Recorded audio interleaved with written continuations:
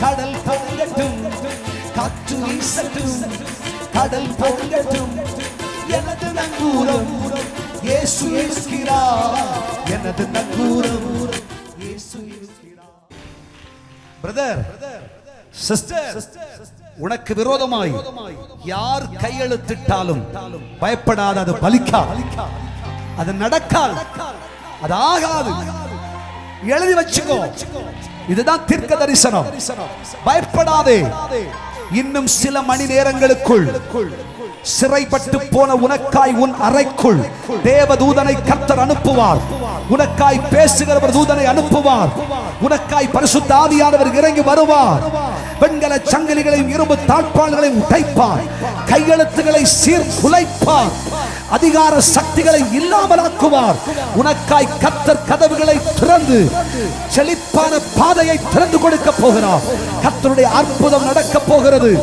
இன்னும் சில மணி நேரங்களுக்குள் ஒரு பெரிய மாற்றம், ஒரு பெரிய திருப்பம், ஒரு அற்புதம் நடக்க போகிறது. கர்த்தர் சொல்லுகிறார், நான் இதை உனக்கு செய்யாதிருப்பேனோ? உனக்காய் என் தூதனை அனுப்பி, என் வல்லமையை அனுப்பி, என் கிரியை நடப்பிப்பேன். பயப்படாதே சிறுமந்தை. எனக்காய் பேச யார் உண்டு? வழக்காட யார் உண்டு? நிற்பதற்கு யார் உண்டு? உனக்காய் எவரும் அவசியமில்லை. கர்த்தரே வருவார், கர்த்தரே போவார், கர்த்தரே பேசுவார். கர்த்தர் நீதியை வெளிப்படுத்துவார். நீ பயப்படாதே, நீ பயப்படாதே.